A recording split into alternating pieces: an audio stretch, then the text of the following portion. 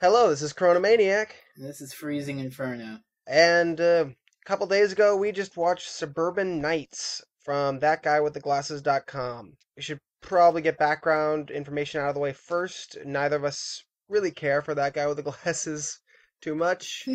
Uh, I don't really like a lot of their. There are a couple of people on there I like. I really like Lindsay Ellis, Yesu Otaku, Brad Jones is hilarious. Super Ed. The nostalgia critic stuff I've never gotten into. It seems like a lot of the stuff on the site is kind of focused around faked world weariness and just humor I don't really care for, like the screaming, the lots and lots of the crossovers and cameos, continuity, really dumb stories. I don't like it. A lot of people do. Fine. Yeah. So then they made a movie, and it was called Kickassia, and that was 2 years ago, and I watched that, and it was quite bad. Oh, Uh, yeah, it was really bad. I think Fresno brought this one up. I hadn't heard of it until like a month ago, Suburban Nights, and I'm not sure what prompted this, but we decided to watch it, and whew, it's bad. It's awful.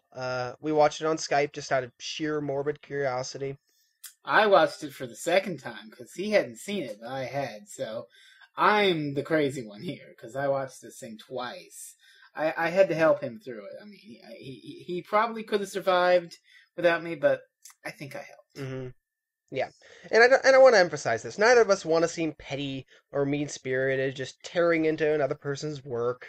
Like we But could treat this like average nostalgia critic review and go, "This is the worst thing ever. It's a piece of fucking fuck shit." Ah, no, no. it's no, we're not Encyclopedia Dramatica. We're not here trying to make personal attacks on people. I'm sure Doug is a great person. I'm sure Ling Cara is a great person. If I don't care for their work, that's fine. And the thing is, this is an awful movie, and I want to judge it as such. Yeah. Uh, Yeah. And it is a movie. I've heard a lot of people, whenever that criticism comes up, saying, oh, it's not a movie. It's just a bunch of friends getting together and having fun. It has a DVD release that costs actual money. It has a trailer. It has an IMDb page. And it has a budget in excess of $20,000. At least we're not really It's clear a on that movie. It is a because feature film. And it deserves to be judged as such. As a feature film, it's one of the worst goddamn movies I've ever seen in my life. I'm uh, sorry. yeah, it's not the worst. Good God, no, but it One of the is worst. one of the Yeah. worst. It's like a low budget version of one of those epic movie, disaster movie. Friedberg Seltzer Abominations, Yes, exactly. It's worse than those. It's like those, but worse. which is All really right, but astounding. In we're fact. getting ahead of us. Yeah, quite. We're getting ahead of ourselves, though. You kind of have a firmer grasp on the plot, I suppose, Fresno? Yeah. What Okay. happens exactly in this movie? All right. So now, like I said, we're not really doing the nostalgia critic thing. If we were, we'd just go through the plot ever so slowly, pointing out every little thing. But no, no. Instead, this is what you get. You're just going to get a bit of a plot summary. Okay. So the plot of the movie involves the nostalgia critic tricking all his internet reviewer friends to a location. He tricks them with like the promise of a free car or something. And then he pretty much has this VHS tape from the 80s. And it explains that some role player guy named Chuck Jaffer, I think his name is, is played by his brother, Rob Walker. So basically, this guy disappeared playing a role playing game, and they make a reference to that Mazes and Monsters stuff that Spoonie reviewed because we'll get to that. We'll get to that. Trust me. Yeah. We'll So get to anyway, all of they're that. questing for a magical gauntlet called Malachite's Hand. That's Ooh. their object, their goal. That's the MacGuffin of the movie, Malachite's Hand. So, but in order to get it, they have to follow a map, and they all have to dress up in fantasy costumes. So everyone's dressed up as a reference to something. Okay, wait, stop there. Oh, All that you just said, half hour, 30 minutes to cover all of that information. yeah. To cover that little bit of information. They come to his house, they decide to go on this thing, and they get dressed up. Yeah, at least 10 minutes Continue. of that is just like everyone showing off every costume and making a bunch of jokes about it. But I digress. Anyway, they split up into 2 teams, and they go off and in search of this magical gauntlet. And along the way, they face off against, like, various weird, crazy role-playing people. A guy with a cat puppet, a bunch of guys... They split into 2 groups, I think. And, well, much like Kick-Assia, if you saw Kick-Assia, you know, there was a lot of pretend fighting. Hell, that's what these anniversary specials are all about. Hell, the first one was pretty much entirely a pretend fight. It had the decency to be 20 minutes long, though. Yeah. We'll get to the length. Even that. We'll get to the length, but yeah, in any case. We'll get to the length. From here, the movie branches off into just a bunch of, basically, vignettes where they find some role-player person, they make a bunch of jokes, and then a big, epic... Oh, why did I say that word? No, epic, in quotation marks, because it's the internet. Pretend fight scene happens where they fight off against these people. And some of them have actual magical powers, like these Nazgul guys. They have, like, magical lightning. There's a witch that has magical lightning. A lot of magical lightning. Because it's an easy effect in After Effects. Pretty much. Sorry, continue. So, well, I'm just going to condense down a little. They eventually find a magical light voiced by James Rolfe, who explains the plot of the movie. And how... Over about 4 minutes, free of any jokes. Yeah. And none of it's really relevant to the rest of the movie. It's pretty much just exposition, explaining why the villain, Malachite, wants this magical gauntlet. Because, like, man, I have a hard time remembering this, because I just sort of glazed my eyes over it. Oh, yeah, I think we were just, like, talking over him at that point. None of it mattered. Yeah. It was like in the Silent Hill movie, when the creepy girl locks the main character in a room for like 10 minutes and just explains the plot. This is giving me vibes to Chrono Cross, the end on the beach.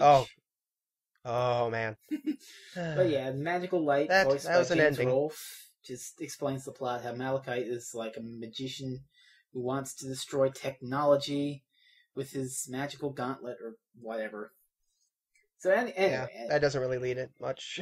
I am really cutting out a lot of things, but we're gonna get to them. Trust me. When we get a little more in-depth. So anyway, Doug and his crew find the magical gauntlet, and the magical gauntlet... Should I tell them what the magical gauntlet is now, or you want me to wait? Nah, let's wait. Let's hold that off. So they find the magical gauntlet, and then they have a big fight scene, and then the villain comes in, and he's all nasty, and the most unlikely source, Mati from Captain Planet, ends up being the one thing that can stop the magic gauntlet. And they fight it out with their magical lasers, and they both die. And Doug Walker mourns... Tragic. Doug Walker mourns the death of Mati in a ludicrously long homage to the end of Star Trek II, The Wrath of Khan. And then we have a little setup for the sequel 4th anniversary movie, which is going to be... Which presumably will some involve kind of Evil Dead the Necronomicon and reviving Mati. And that's how the movie ends, pretty much. So that's the plot. Okay. So, that plot took about 3 minutes to explain. Mm-hmm. A bunch of nerds dressing up and finding the magical gauntlet. 2 hours and 9 minutes. Of that. Longer than Citizen Kane. Longer than a bunch of great movies. Yeah, you pointed this out. Like, at the point where the movie's ending, like, its second act, ramping up to the climactic final battle, it's like, that would be about where any of the Evil Dead movies ended. It'd be where most average 90-minute long comedies would be just wrapping up, tying up all their loose ends, and making everything right. Most Pixar movies would have been wrap up around the 100-minute mark. No, Doug Walker needs 127 odd minutes. Yep. To do this. More than Citizen Kane. That's what this story deserves, is more time than Citizen Kane needed. Yeah, and I'm sure you mentioned this. This movie, that was the plot. That was not the story. That was the plot. Yeah, we'll get back to that. All right. So, it's a comedy, right? Uh-huh. Comedies are all about jokes. Yeah. So, as long as the movie is funny, then it should be some kind of saving grace, right? I'm with you so far. Yeah. Alright, so, there are 4 kinds of jokes in this movie. So there's really only 2 kinds. There's the references to pop culture. There are the references to That Guy with the Glasses videos. there are callbacks to previous jokes, and then there are, this is the fourth and the rarest breed, the actual jokes, which are just not referencing things, or they are referencing things, but they're still funny just on their own. Most of these are the physical comedy jokes, like guys getting hit in the crotch. So, cheap laughs, but they're genuine laughs, at least. Yeah, you elicit a little chuckle when somebody falls down or something. Not like when somebody gets fake punched in the face, but, a few little physical comedy jokes maybe chuckle. So. Exactly. So, that's the main problem, is that every single joke in this movie, joke with quotation marks, is repeated. Like, 3 times at best, like 5 or 6 times at worst. It is awful. Like, oh man, Angry Joe's character. Yeah. And the jokes, when they're either called back to, or they are insanely dragged out. Or sometimes, of course, there are the insanely dragged out jokes that are also repeated for 3 or 4 times, like Mati being explained to, like, why they don't want him on the team. And this happens, it takes 2 or 3 minutes each time, and it's repeated 3 or 4 times. Yeah. I really don't understand why that joke needed to be there. I mean, these are critics. Just to set him up for the ending, I guess? Who had no problem, calling movies bad. If they don't like Mati, they could kindly tell him to fuck off. Exactly. It doesn't make any sense. I mean, none of these people are characters, but we'll get to that too. Yeah. And then, of course, there are some of the just jokes that are just forced. Yeah. Film Brain, here, show a clip. You're a pea. Did you just call me a pea? This is you, and you're screaming to all the other peas, "Oh, save me! Oh, save me! He's going to eat me!" But I've already eaten the other peas. Wow, that's a lot of peas. Yeah. And I'm just full of them. Right. I am totally full of pea-ness. You got it. So, what are you gonna do? I will eat your penis! That was just terrible. I remember I actually had to stop you from talking because I knew that was coming up. I was like, no, Crono, you have to hear this. Just, Penis! Get it? Because it sounds like penis. That couldn't have been a more forced setup joke. That was painful. And some of the ones that are drawn out, it's crazy because there's one joke where, Spoonie as Gandalf, who was surprisingly tolerable for Spoonie. He throws birdseed at a guy to pretend to mime casting a spell. Yeah, he was actually not really good. He was a lot better in this one. In Kikassia, he was probably the worst actor in the movie, but I didn't mind him as much in this one. So yeah, he makes this decent joke. He throws some seeds at the guy. If you know anything about LARPing, I barely do. You recognize the joke, kind of laugh, and then it'd move on. If you don't, he quickly explains it. He's just like, "Man, don't you know the LARPing rules? Okay, I don't know how you play it, but this is how we play it our way." And it goes on for 2 minutes. Yeah. Why? If it could have just been this quick little joke. So then there are the guns. Oh, the guns. Where everybody pulls out guns for some reason. It never has any impact because no one ever actually gets shot. So it's just this little, oh look, they're pulling out the guns again. Oh look, Angry Joe is saying that he's a motherfucker. Oh, he's quoting Scarface. It was a great payoff for that 5 times repeated, most obvious possible reference to the Princess Bride. Yeah, I mean, yeah, it's like... You haven't even seen the Princess Bride, and you know what that is, and what it's from, and the context of the scene it was in. It's hilarious because, I don't know if we're getting ahead of ourselves, but there's another guy dressed up as a person from the Princess Bride, and he don't get any Princess Bride quotes, but Angry Joe is Inigo Montoya, and he gets to make all sorts of, "My name is Inigo Montoya, you killed my father," jokes, except, the joke is that... Over and over and over. The joke is that he always says it The wrong. joke is that he says that. Like, "You killed my mother, prepare to die." Hilarious, but then, fine. Even if that is kind of a joke, a really, really weak joke, repeating it that many times, 5 times, 6 times, totally butchers any kind of humor it has. The joke... Nostalgia critics should understand this. The joke has to be funny in the first place for you to warrant repeating it. And you shouldn't repeat every single joke. The best jokes in the movie are all Brad Jones, obviously, Ooh, Brad. because he is actually one of the few that's trained in acting. I think the Nostalgia Chick went to film school, and she's done some great stuff on the site. She's just kind of there on this one. But yeah, Brad Jones, easily all the best jokes in the movie. How ironic, though, that you mentioned Lindsay Ellis, and her running gag is one of the few in the movie that actually has a half-decent, payoff. Even if it takes so long every time she does it. And it's pretty much the end of the movie when she, Yeah. pays it off, but still. But at least there's a payoff. That's something. It's more than Angry Joe. It's more than whatever Phaelus was doing with the Neverending Story reference that I didn't get because I haven't seen the Neverending Story. Yeah, that one was probably the one that ran on the worst. Yeah, because that one or Angry Joe to me. Yeah. They were just both awful. Linkara, I think, kind of has a joke where it's an interesting idea. It doesn't really have any payoff. Where everyone else is picking these nerdy, dumb or nerdy references, and he picks Camelot's this great old musical. So that's kind of funny, except it doesn't really go anywhere. So he sings whatever. a song at the end. It's Amazing Grace, except instead of Amazing Grace, he sings Mati, and that I don't know if you call that weird. a payoff. It's a pretty dumb song. There was the guy in the basement who just had a weird inflection, and I had no idea what his deal was. Why You're talking about kill Chuck everybody. Jaffer, Rob Walker, right? Yeah, exactly.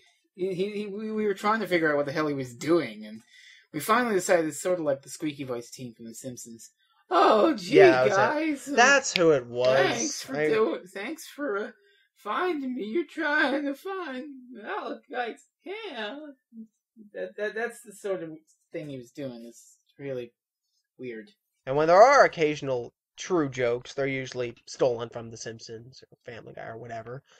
I don't even like Family Guy for a lot of the same reasons that I've just listed. But Seth MacFarlane, you are way better than this. I owe Seth MacFarlane Thank an you. apology because some of these jokes just. I mean, you think Family Guy drags out jokes? Good Lord! I understand the philosophy behind Family Guy. They got this weird thing where you start the joke, it's funny, then it drags on. And it drags on for so long that the joke is that it's dragging on. Yeah. Simpsons did that, once a season when it was good. I think, the rape gag in Cape Fear. Oh. And it was funny. I love that. But yeah, that was hilarious. But Family Guy does it, once every episode, and Suburban Nights does it once every 4 minutes. Exactly. Or 5 minutes, 10 minutes, whatever. Close to that. I believe you timed one of the Mati gags things to being about 2 minutes, and that's repeated about 4 times. And you said that's 1/60th of this movie. Yes, 1/60th of Citizen Kane would go to this, dedicated to the nostalgia critic shooing Mati away by telling him to go get goat porn, which they've already done multiple times, and they make a goat porn joke. So that was funny, I guess, because goat porn. TV. So yeah, some of the jokes hit a little bit. But that's not enough. Brad Jones's Indiana Jones references. Yeah. Ooh, Brad. They were kind of fun. They were funny because He's Brad. He's great. He's wonderful. His videos are good. He's natural. He actually has comic timing. But 1 in 10 jokes hitting decently isn't what you need to make a good comedy. You need every joke hitting decently and some jokes hitting perfectly out of the park. And this doesn't have any out of the park jokes except maybe one of Brad's. But the thing is, comedy has to have some kind of truth, some kind of inner thing where it's looking at the absurdity in life. It has to resonate in some way, and that's what makes it funny. All great comedies, this is Spinal Tap, Spaceballs, and all his movies. No, they're funny. Movies. They're funny because they actually, like in Simpsons, it's working class malaise, or yeah, just things like that. South Park taps into a different issue every week. And it taps into some kind of truth. This movie has no truth. No comic, nothing like that. It's absurd to begin with, is the problem. Yeah. So, exactly. You can't make a light of that of the normality of the absurdity, or I don't know what I'm trying to say, the absurdity of normality, because it's already completely absurd to begin with. Exactly. It's all just... It's pandering and it's self-indulgent, which you wouldn't think would be possible. Doug Because Walker made it happen. it's pandering to all of the That Guy with the Glasses fans who eat the stuff up. That's pretty Fine much, if you do, I'm sorry. That's pretty much but why this movie exists. I don't understand. True. I'm sure But that's it also why serves it also serves their egos. Because why else would this movie be 2 hours and 9 minutes long? Yeah. Is that somebody had to think, no, obviously, this shouldn't be that long. Somebody thought, yes, we have to use all this material because we are just that good and people will love it no matter what. What makes me frightened is, what if they shot more? What if, like, the first cut was 3 hours long? Yeah, I don't really think that. I feel like he included everything he shot that was usable. Which is which is stupid. You need to cut out things that don't work, things that work less. Leave more stuff on the cutting room floor. Yeah, if I had This movie does none of that. if I had any inclination of like editing, you could totally cut it down. Like you could cut out a lot of the jokes. You could cut it down to an hour and 20 minutes easily. The movie would probably be best if it was 20 minutes long. Well, I don't know. I don't know if we need to go that. I don't know if we need to go that far, but yeah. The movie would be best if it was 0 minutes long. I think it was Roger Ebert said, "No good movie is too long, and no bad movie is short enough." This movie's too long. This movie is definitely too long. Definitely could pare it down to like 80 minutes easily. Yeah. It's an Ouroboros of self-indulgent, pandering circle jerking. I love that quote so much. All the comedy is. That's pretty much the entire site. Yeah, of course. Except they actually try to include, like, you can have some kind of fun just from watching clips from Star Trek or whatever movie he's reviewing. There's none of that. It's just them and their dumb skits. So it's just worthless. And of course it's horribly made.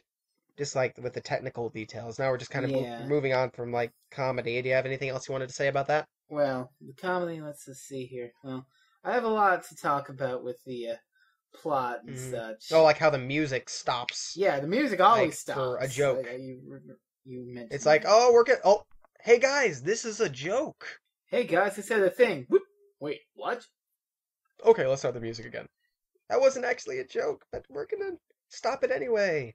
Was there anything else, mate? Well, there's something I had to say about a few jokes in particular, but they're talking about jokes that ruined the movie, but I don't know if we're ready for that just yet. Okay, yeah. Well, I want to talk about storytelling. All right, so technical stuff. So this is a little more petty. This is because it's an amateur movie. Obviously, it isn't going to be on the same technical quality as a feature-length theatrical film. But there are a few things that there are no excuses for. So, Dutch angles. Opening scene. Bam! Dutch angles. Dutch tilts all over the place. Why does everything in this movie need to be tilted a little bit? Or a lot, in that case? Guy's trying to be artsy, Is it trying to be artsy? This is not the movie to try to be artsy. Now, you did say that we were kind of being petty about this, but there is sort of a good reason for this. And we said we weren't going to be mean-spirited, we were not going to, like, attack Doug Walker, but kind of like, I don't know how to word this, but he's kind of being hypocritical here, because... Oh, of course, because like his Battlefield Earth review. Yeah, that's exactly what I was talking about. If you could just show them. Here, sure. Oh, by the way, something you'll notice very quickly about this film is that every shot is at an angle. And no, I'm not talking about like a dozen shots or even a couple dozen. No, I mean 95% of the shots are slanted. Why? I feel like the fucking movie is sinking. There's no reason for it. Come on. I mean, this is just what I'm thinking. You recognize that this stuff is bad. Why is it in your movie? I recognize they're trying to rush schedule, trying to get all these people motivated, and I respect that a lot. But this is just stupid. Why is the camera tilted? That took somebody saying, we should tilt the camera here. That's bad. And you know it's bad. You know about movies. We're talking about camera.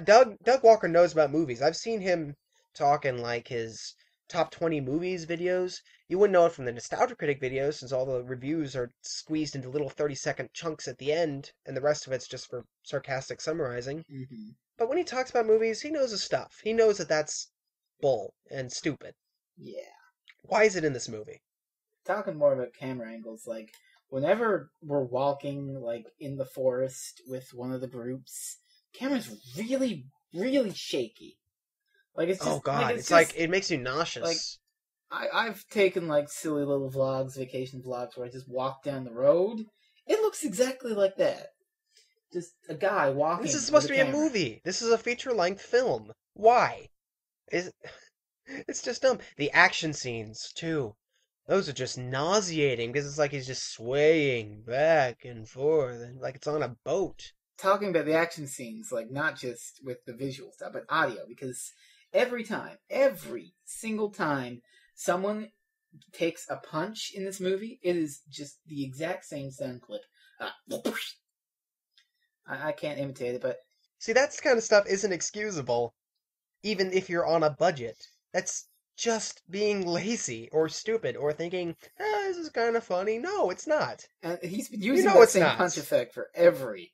Like it was in Kick-Ass. It hits your ear like an off-key It was note. probably. I think he in, uses it in his reviews too. Yeah, Why? he probably uses that shit in his reviews too. But like, I don't know if it was in the first year anniversary. So yeah, it's just everything is cut together in this bizarre, weird way. It's all filmed weird, ugly way. The audio quality, maybe it was where we were watching it, but it was kind of crappy. Yeah, we were watching a YouTube of it, so I don't know if that had anything to do with it. I'm not about to So- buy the DVD and find out. Oh god, no. And of course the effects. Because since the beginning of time, or at least since the Angry Video Game Nerd decided to do it, Everyone thinks that we they need to can have do it. weird fights where we have Adobe After Effects over it, and it looks like crap. Yeah, that shit doesn't even work in James Rolfe videos, let alone this. Yeah, and I don't even like a lot of recent Rolf stuff, and you guys aren't James Rolfe. I know, like James. Except for you, Brad. You, ooh, Brad. At least James offsets like his dumb pretend fights with Bugs Bunny or whatever with like actual reviews of video games and why things. So Or even he's not even reviewing it too much. He just talks over it, and he doesn't when he's not doing the this is a pile of bullshit. Blah blah blah. He sounds natural, yeah, like and no one sounds natural in this. Yeah. It never just sounds like they're just watching a movie or playing a game. Okay, we're kind of just talking about the reviews now, but this applies to the movie too. Everything is forced, so forced. and that's the problem with that guy with the glasses, except for Brad. like that because he's Brad. penis joke. So forced. Why?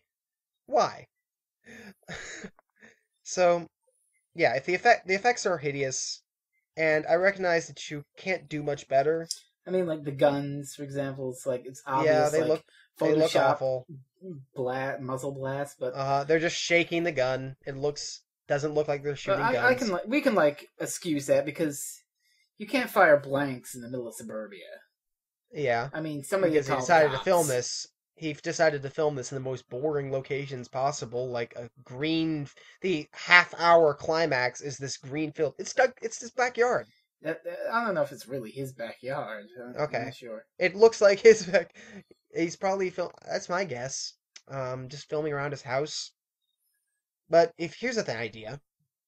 If your effects are hideous, why don't you try writing a story where you don't have to use awful effects? There's the thing. I mean, Constantly, because you're using them constantly. Like when What's-His-Face throws What's-His-Face's ashes into space. For no reason except that they're doing a Star Trek 2 parody and Spock got ejected into space. yeah. So he throws him into space and it looks awful. Or the beginning of the movie. Yeah. The beginning of the movie where like Malachite blows up a guy's car, except the car vanishes from the shot like 10 frames too early. So you can just see it disappear, explosion effect. It's so amateur. It's completely amateur. They've already made a feature movie. They've all made tons of reviews. Lindsay has a degree in filmmaking. She's made like well-received films. Brad Jones has acting experience. There's no... I mean, I guess there is excuse that they're all rushing to film this, but it's dumb. This is the least... This is not the worst part of the movie, is all this technical stuff. Yeah. It's just... This is kind of nitpicky, but yeah, the movie's It's incompetently made. It's not the worst, but it doesn't help. Yeah. I mean, that's just something we're pointing out, and I recognize that they have excuses. Fine. It's still there. It still makes the movie worse. So, then there's just, like, all the story... There's no storytelling in this movie. Like we said, there's a plot, but there's not a story. All of the characters, except for the nostalgia critic, are one joke. One joke that gets repeated. Sometimes it's a funny joke, like with Brad. Other times you have, like, Angry rarely. Joe or...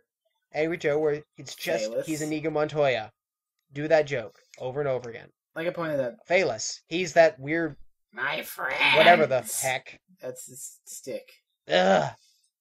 Yeah, that's what he's like in his reviews too. He is either this deadpan, boring, faked world weariness and sarcasm. He's, oh, look at that! I'm watching a movie and they did something. Oh, isn't that special?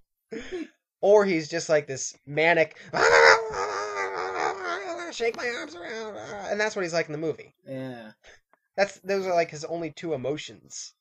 And Film Brain's insufferable. Film Brain though, we gotta bring up. He does actually have. He actually has the closest thing to a character arc in this movie because, well, to talk about the plot again, I skipped over this, but he and some other guy, Luke Mock, I don't even know his name on the site, but his name's Luke. Doesn't matter. They have a rivalry to be the Nostalgia Critic's biggest fan or whatever, and they both dress up as Harry Potter and they both hate each other. I think that's kind of like that's kind of continuity with Kick-Ass. I think he did the same thing. Yeah, well, Film Brain was a giant, horrible, obnoxious fanboy in Kick-Ass, so yeah.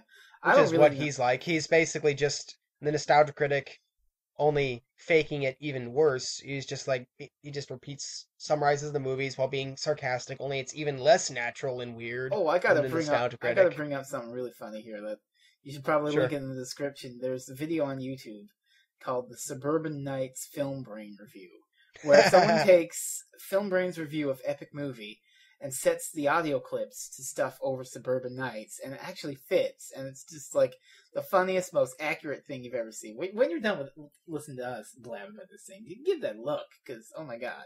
Oh, definitely. But anyway, back to the Film Brain thing. Basically, long story short, he gets hypnotized by the weird Nazguls to join the Nazgul clan, but they don't like him because he's an insufferable idiot, and so they ditch him, and then they hypnotize him back, and Luke Mockry's the one who wanted to rescue him, and then they become friends. So that's the closest thing you get to actual, like, a character arc. Development. Yeah, of course. Except, what did that have to do with the rest of the movie? Absolutely nothing. They don't, like, team... Jack. They might team up to throw...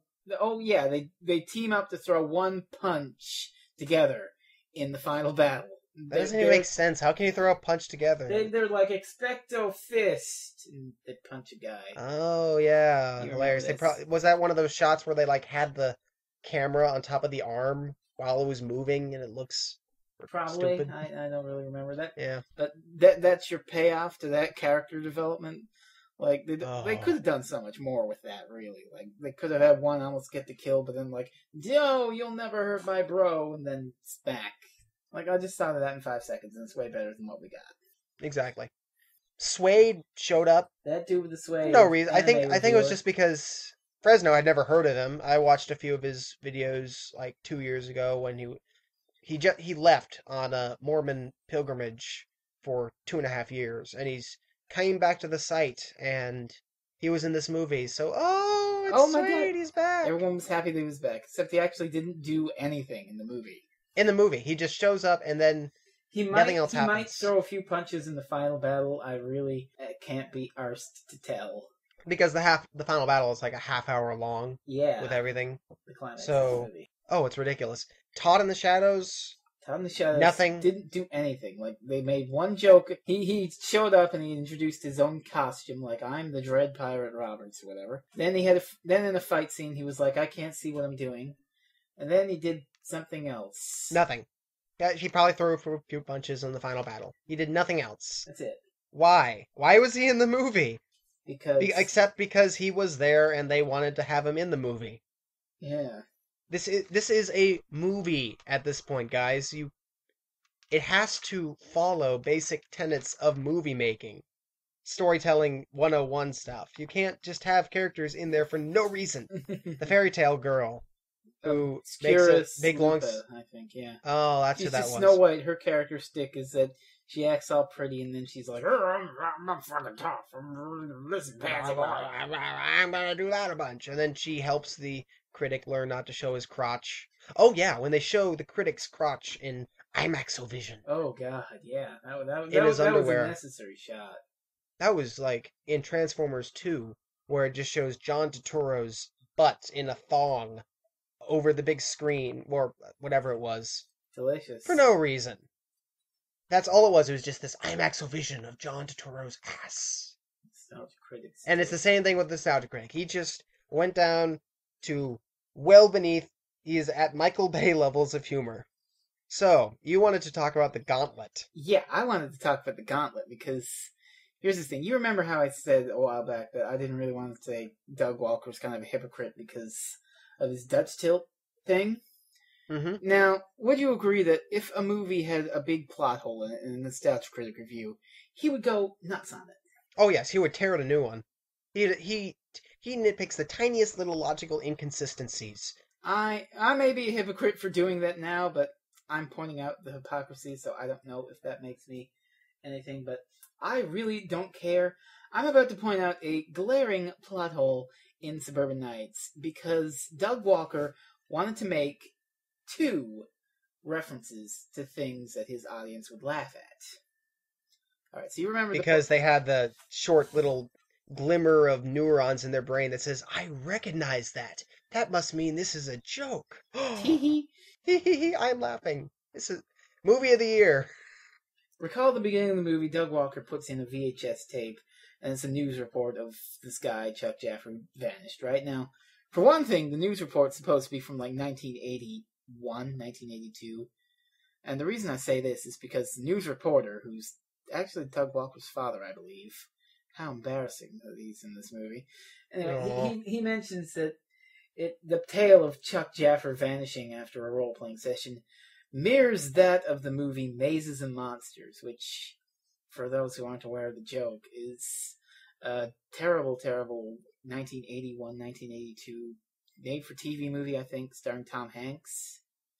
Talking about why Dungeons and Dragons is satanic. And Spoonie reviewed the movie, so it cuts to the guy on the TV mentions it, and he cuts to Spoonie. He's like, "Oh, that's bullshit." So you understand what they wanted there. They wanted the Mazes and Monsters joke because all the Spoonie fans would be like, "I remember that video. I recognize that." Here's the little kicker, though. That joke ruins pretty much the entire movie. Creates a giant gaping plot hole. Because, you see, I gotta go back to the plot again, because I was sort of saving this for this particular section instead of... What the Gauntlet's identity. Not just that. Alright, wait. Let's take a few seconds here. Okay. What do you think the Gauntlet is going to be, if it's in this pandering kind of movie? Alright, well, I wasn't going to mention what the Gauntlet was, I'm just going to let you guys guess a little more, but... Here's the thing, all the Nazguls and the witches and stuff, they're actually friends of this role-playing guy who was sealed in a magic book by Malachi, kind of like Mist. So anyway, he's been in this book for 30 years, and he has a roommate who's still there. You see the roommate in the news footage. He hasn't aged a day. The roommate would have been like 12, because it's been 30 years since he's in this book, right? And all his friends who were role-playing and trying to, kill Doug and crew with their magic, they would be 50 years old, but they're not. So so you see how things are beginning to crumble because they set a specific time frame to make a Mazes and Monsters joke, right? Yeah. All right. So, long story short, Doug finally finds the magic gauntlet, and Jaffer's there, the guy, Rob Walker, and he's like, "Oh, I made a modification to the gauntlet. And here's where we reveal it. I found this, some secret Japanese tech." That's right, rabbits. The magical gauntlet is a power glove. Okay, that's your first reaction. It's just a terrible groan at how that's a stupid, pandering joke meant to all the James Rolfe fanboys. But here is the goddamn kicker. Power Glove did not come out until, like, the very late 80s. Chuck Jeffers was sealed in the goddamn book. There's no way he could have made it. And here's the thing. They do try to cover that with a throwaway line that says it's like secret advanced Japanese tech from a lab, but the goddamn Famicom wasn't even out. And not only that, but I'm pretty sure that the Power Glove was a North American invention to begin with. Don't quote me on that, but I don't think it was like a Japanese thing. It seemed like it had a more prolific marketing campaign in North America. We all remember the Wizard loved the Power Glove. It's so bad. Which, by the way, he says, Malachite, when he gets the Power Glove, the Power Gauntlet, and puts it on and blasts somebody with it, he actually literally says that same line with the exact same delivery as Lucas Barton from the Wizard. More pandering. Which is weird because up until then, his only thing about his character is that he hates technology. And he pulls out his iPhone and they point out the hypocrisy and he shrugs it off. And that's it. They don't mention it again. It's hilarious that they're pointing out the hypocrisy. Because maybe I'm overanalyzing this movie. Maybe I am. I freely admit that. But come on, if you can find something like this in this. I mean, if this was just some stupid amateur film, then okay, sure, I would be overwhelmed. But this movie was funded. Got a lot of people involved. Was funded by the ad revenue of Doug Walker's videos, where he does exactly what I'm doing right now. You know? Yeah, exactly. Doesn't that just strike you as a little? He notices. He should notice these things easily. It's all just so pointless. Everything. You can have such a simple plot, and yet it's just made of Swiss cheese. And all these unnecessary characters who are just sort of one joke. That's the thing, is that, like we said, this isn't a story. I remembered another thing on my plot. list. I remembered another thing on my list that absolutely Sure. makes no sense. It's revealed that one of the Nazguls is like some guy called the Last Angry Geek. And Doug is like, wait, isn't that the Last Angry Geek? Doesn't he do reviews for us? Which doesn't even make sense with because he was a Nazgul and he was trying to kill you. How does... And this is such a simple plot. How can it get screwed up when it's this stark and moronically simple? It's just very, very... A funny thing I just realized of how simple this is. When Mati and Malachite were fighting, I recall you saying, oh, are they going to do that thing where their laser beams cross and they're like... And then it fucking happened. Called it! And you're like, I called it. Well, of course it was. If you're gonna have two guys shooting laser beams, of course you gotta do the Dragon Ball Z nonsense. Especially if you're ThatGuyWithTheGlasses.com and go for the most obvious reference possible in any situation. Yeah, so I think I'm like about done talking about the plot holes here, but seriously, like, for Doug Walker, the man who makes his living picking apart other people's movies, it's pretty petty, but to not only, like, make a movie that's worse than anything he's ever reviewed. Including The Room, by far. But to have it fall victim to the same flaws that he made his money criticizing other movies on. Like, how do you painful. do that? And it's weird because if this was his first thing, I would understand, but he did Kick-Assia. Kick-Assia was all the exact same crap. Yeah, I don't And he hasn't improved at all. No, he might have gotten worse, actually. Exactly, it might have gotten worse. At least Kick-Assia had a half-decent premise ripped off from a Family Guy episode. I don't think Kick-Assia has any plot holes. I can't really remember right now. I don't actually remember the entire second half of the movie, aside from Spoonie, because I don't think anything really happened. Nah, not really. Turning into Dr. Insano, whatever. Yeah. So, wrapping up, I guess, this isn't a story. A story requires some kind of thematic resonance. It can be from either characters changing and growing in some way over the movie. It can be just ideas facing off with concepts.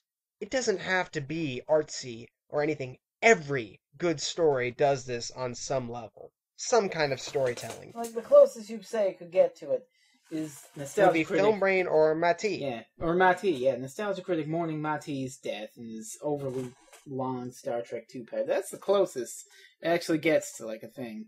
Exactly, but do you think that he did that because he wanted to show the fans that the Nostalgia Critic was recognizing the error of his greedy ways, and he was going to go on his way to help fight for Mati, and he's going to be a better person from now on? Or do you think he did it because he wanted to make a Star Trek 2 joke? He did it because he wanted to make the pandering reference. And it's hilarious. I just thought of this. It's absolutely hilarious. He wanted, and because he wanted a sequel hook. Yeah, A sequel hook. it's just funny that for all the crossovers and little continuity gags that these people make, Doug doesn't ever change after this incident in the Nostalgia Critic videos I've watched in the year or so since. Because he's the only character. He's the only person in the movie who isn't just one joke. So it's just this pandering piece of crap. It's just pointless. It doesn't do anything. It's just form without function. And is it funny? No. There's no good humor. Are the fight scenes fun to watch? No. The only enjoyment you can get from this movie is that glimmer of neurons in your brain saying, I recognize that from when I watched these crappy reviews online. It's like fun humor. Like, I just gotta say this, like, you know how, like, there'll be clubhouses and cartoons or stuff that have signs that say, no girls allowed? This movie feels like it's a giant clubhouse, and the sign in front says, nobody who doesn't get our internet jokes allowed. It's just, and that the whole That Guy with the Glasses fan base just loves it. Yeah, like, it's bizarre to me. When I went to IMDb, because I tried to find out what the budget was for this movie, which it was estimated at $20,000. But I also saw a little something else, Crono. Reviews? Oh, what? The rating on IMDb. Oh, God, what was it? It was an 8.1 out of 10. Ah. Do you know what The Godfather had? I don't. 8.9. Now you know this is just inflated by fans. Of course. That Guy with the Glasses. But the bigger point that a specific subset of the internet is like actively putting this thing up more than it deserves to be. And they post their reviews on IMDb. Hilarious! Better than 90% of the crap that's in theaters. No. This isn't better than Transformers 2. This isn't. You can't say this is better than 90% of the crap in theaters and then say, no, you can't judge this by the standards of a feature film. It's just a bunch of friends hanging out together. Yeah, you can't do that. No, it's a movie, and it's an awful one. It is one of the worst movies I've ever seen in my life. Now, I don't know much about like the things that go into movie making, but when I think of a movie, I think, why do movies get made? Because someone wants to tell a story and get it out there to as many people as they can. Doug Walker doesn't want to do that. Doug Walker wants to tell a story and get it out to his fans. He doesn't even want to tell a story. And give the finger to anybody who doesn't get these references. You know, it's not that I hate these people. I mean, you could make a good movie. Yeah. Focus on a smaller group of characters. You can have everyone else in there. Just focus on like 4 or 5 rather than trying to focus on everybody. It doesn't even have to be Doug. Just like pick 4 of the smaller people. That'll maybe make it nicer. Because as long as Brad's there. The people that actually have a lot of lines in this movie are indeed like 4 or 5 people. Doug, the Nostalgia Chick, and Kara, Spoonie, and well, not even Nostalgia Chick. I think she just does that one gag. Yeah. Over and over. But it seems that the bigger you are, the more popular you were on the site, the more lines and screen time you got. Like, people like Todd in the Shadows got basically nothing, and like Jew Wario, he didn't really get much besides a few jokes. Then why does Film Grain have such a big part? I think people actually like him. It's just why? I don't know why. But like, I don't really want to insult the fans too much. I know. I don't want to. I mean, you're not a bad person if you like them. If you have a different sense of humor than we do, that's fine. And like I said, this is just putting our opinion out into the ether, because everyone else has said this is one of the greatest things in the world, and every single piece of people saying this is bad, they never reason out why. They just say, "Oh, Doug Walker deserves to die. I hate him," and I don't like that either. I don't think that's Doug Walker to die. I just want to make better things. Yeah, just focus on a smaller group of characters. Try to include actual jokes. You know the Dragon Ball Z Abridged Team 4-Star people? They're affiliated with your site. They actually understand comedy. They're hilarious. I like Dragon Ball Z Abridged quite a lot. Yeah, why don't you try asking them to write something? I don't know. Write actual jokes. Shorten it down to 80 minutes or shorter, preferably. Yeah, I mean, you don't have to, focus on a smaller group of characters. Yeah, it doesn't have. You can still make a movie every year. That's fun. I understand why that's enjoyable. It's a good gift. It's a gift to the fans, pretty much. Thank you for supporting us. Have this piece of free entertainment that has a lot of us in it. Yeah, exactly. That's the sentiment behind Suburban Nights. It's not a bad sentiment. It's just a bad movie. And then just actually be a story. Actually try to have some kind of growth, some kind of storytelling. This isn't me being pretentious and saying all movies need to be Citizen Kane or Mulholland Drive or whatever. I'm just saying it needs to be a movie. It needs to be a story. And it's not. This is not a story. That's all I really want. If That Guy with the Glasses got together once a year and made a short, decent comedy, I'd be applauding them to hell and back. That'd be a wonderful, glorious thing, and I'd feel absolutely nothing but positive feelings for them. Mm-hmm. At all. That'd be wonderful. But how would the fan base react to that? That's the thing. I mean, An actually funny and smart film. I almost feel like Doug Walker is just appeasing the fan base because that's where he gets his like bread from. Yeah, I mean, at this point, this is his living, so he can't really take too much of a risk.